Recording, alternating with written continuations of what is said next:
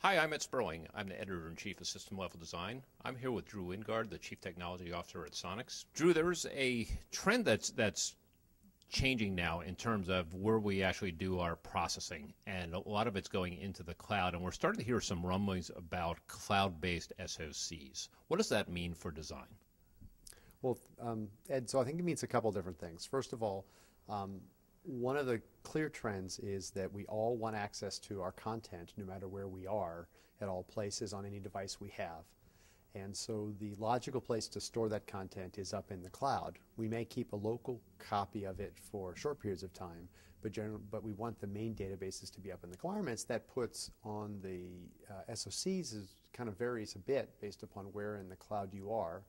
If you're up in the network itself, well then the amount of performance that's required continues to go up quite a lot, because moving all this content around to take advantage of faster networks and more ubiquitous connectivity requires that we use much faster processors and we use much faster memory systems. As we get more to the consumer type devices, the TVs and the smartphones and tablets and ultrabooks and things like that, here we have this really interesting constraints around the heterogeneity of the system, because we need to be able to have good network connections, but we need to be able to deal with the content locally. It means we need to be able to capture it as a video or audio. We need to be able to process it, such as rendering a game. We need to be able to display it. And we need to be able to interact with it. We need to be able to run all these applications. And that requires a different kind of performance that's very non-uniform, because many of these client-side devices end up being battery-powered. And so we have to be very optimum from a power perspective in all of the different modes of operation that the device will have. So if we're, many of these devices already have very special modes they go into, for instance, for playing audio back, because every cell phone manufacturer measures how long can the application processor play MP3 off a certain amount of battery. And so in many cases they turn the main CPU off while they're playing when they're playing audio for most of the time. As we get to the extreme edge of the network, now we get into the world of the machine-to-machine or the Internet of Things. And now we've got devices that are really power constrained, and they want to be able to work off a battery for years or even harvest energy from their environments. And so there we're in the world of much lower data rates and much lower duty cycles. In order to make these batteries last, they have to be switching off their receivers and transmitters most of the time. Well, part of that gain is just from not having a screen on this stuff, right? I mean, they can actually last a lot longer. Well, the lack of screen helps a lot, but at the level of running off a button battery for several years, that's nowhere near enough. And so they have to be much more aggressive in terms of how they use the silicon and how much of it they don't use most of the time. So there's a couple key technology aspects that we have identified as being critical for these cloud scale SoCs. You note that performance was an important part of this, and the requirements of the applications that everyone seems to want to run. In fact, we did a survey based upon the Nielsen statistics for what were the most requested consumer electronics devices for the most recent winter season. And of the top 20, 18 of them supported downloadable user applications. And the two that didn't were video game accessories, where the platform they plugged into supported downloadable applications. So everything's running these applications. And because what that means is all these consumer electronics devices have become computers. And as we know about computers, to run applications, performance is at a premium. And so the processing architectures that are going in there have all begun focusing on gigahertz, as we did in the PC and the server space some years ago. And so in the ARM roadmap, we see processors that range from 1 gigahertz to 2.5 or 3 gigahertz as kind of standard elements. Almost all these consumer devices also have screens on them, as you point out, and that means they want to be able to do a good job of displaying video and graphics. And so the GPU architectures that are going into these are now measured in gigaflops.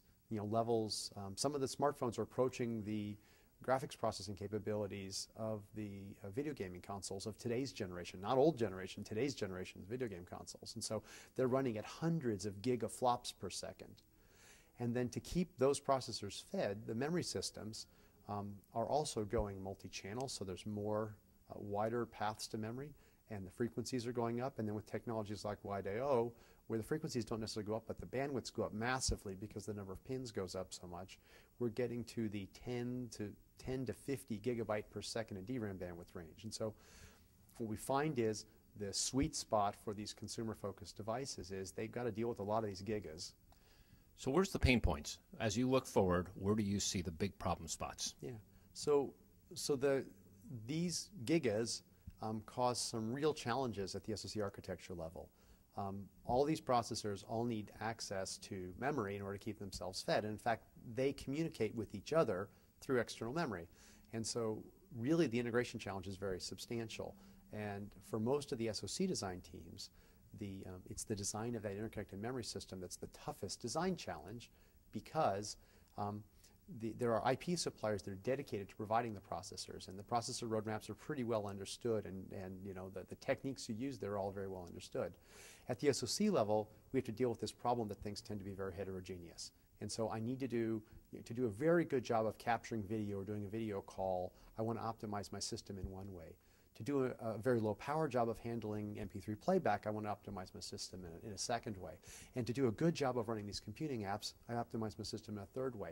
How do I actually get that through the interconnected memory system architecture so that I am both performance optimum in those places as well as power optimum in all those cases? And that's a big challenge. Is part of the solution to this building bigger Legos, putting things together into subsystems and making those subsystems pre-verified, pre-integrated, or is that not going to save us? So that is absolutely required. I mean, that's an operating assumption we have. So we don't expect ARM to provide a bare CPU core. We don't expect them to provide a bare CPU core with just a cache.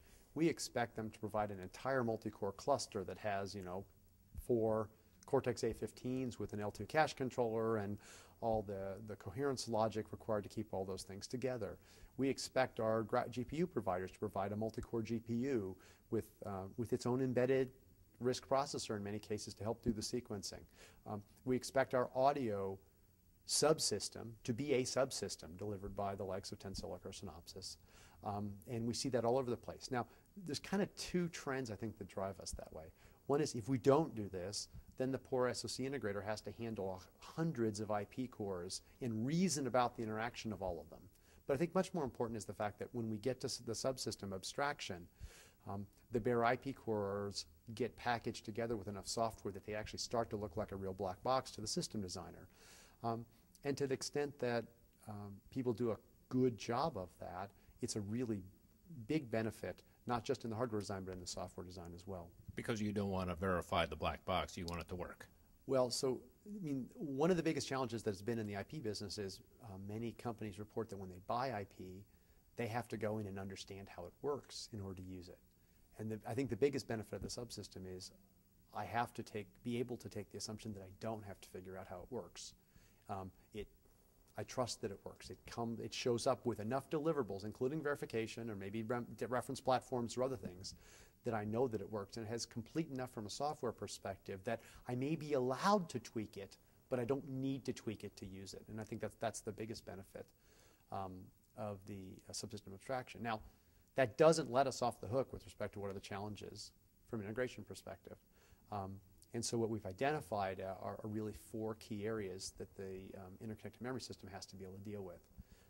First of all, it has to be able to run really fast. It has to be able to support, you know, gigahertz level performance, because we've got enough processors and memories that really want to run in the gigahertz range. Secondly, we have to deal with the fact that the architecture of the chip is going to be difficult to determine without a dependency on the physical layout. So many designs end up today with hierarchical or cascaded switching networks in their interconnect architecture. And while the architect may do a lot of work to try to get that correct from a performance perspective, once we understand the actual floor plan, we understand the actual layout, and we get the inevitable changes that are driven through product marketing as they try to figure out how to market this product, the layout rarely looks the way the system architect would expect it to look. And so we really need to introduce techniques like virtual networking so that the physical topology can be changed without changing the logical topology that the architect's been seeing. The third thing we have to do is we have to worry a lot about throughput. We're doing all these gigas because we're worried not just about peak performance, but we're worried about sustained performance.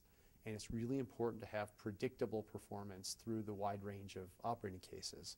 And so building our fabrics around protocols that offer full throughput, even as we push the frequency envelope, and where the networks get deeper with more retiming, means that you have to have protocols that are optimized to support very high throughput levels.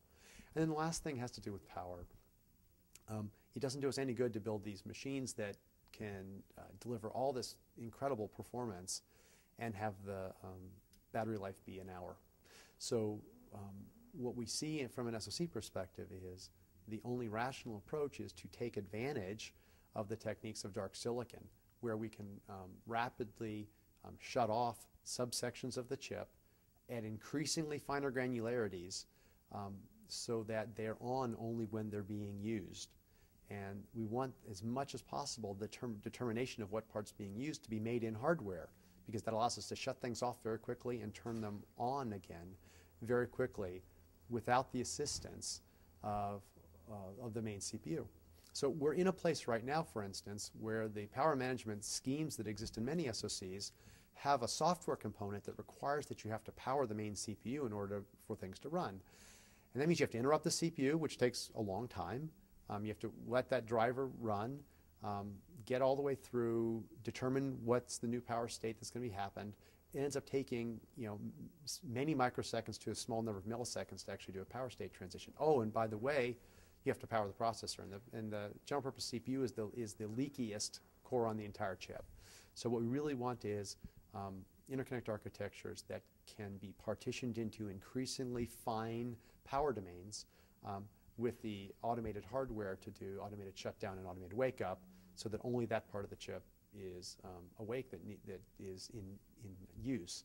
And the last thing I will say is a good thing that the interconnect architecture can do to help all that is, because it has the best view of the transactional state of the system, it knows when a DMA engine is trying to send a byte to a peripheral device, because it has to decode the address to send it there. So he's in the unique position of telling the peripheral device, hey, you better wake up, someone's coming for you. And we can also very easily then know when those transactions are done to help shut things down. Drew, thank you very much for your time. Thanks so much.